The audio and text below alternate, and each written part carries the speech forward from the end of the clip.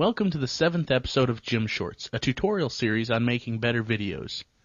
In this episode, we're going to take a look at three-point lighting, the standard in lighting setups.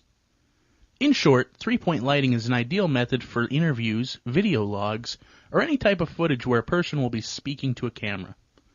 It adds some dimension and gives you an overall better look. The first light you'll set up is the key light. This is your main light, and it's the light you'll set your camera exposure to. The best place for this light is slightly above the head height at about the 2 o'clock position relative to the speaker.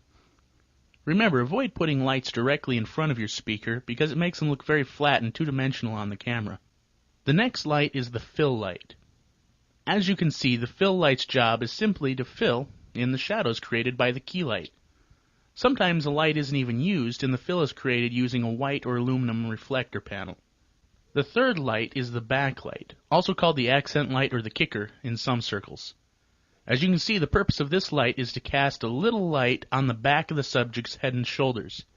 This is what separates them from the background, making the image look more three-dimensional. Now when we put everything together, this is what we have. A clean, clear, three-dimensional lighting setup. You don't need to use professional lighting for something like this. Even simple lighting from Home Improvement Store will help you get started. That's it for this episode. If you have any questions or comments, drop me a response here or send an email to jim@onetorquenut.com. Thanks for watching and stay tuned for the next episode where we'll take another look at a quick and easy way to improve your videos.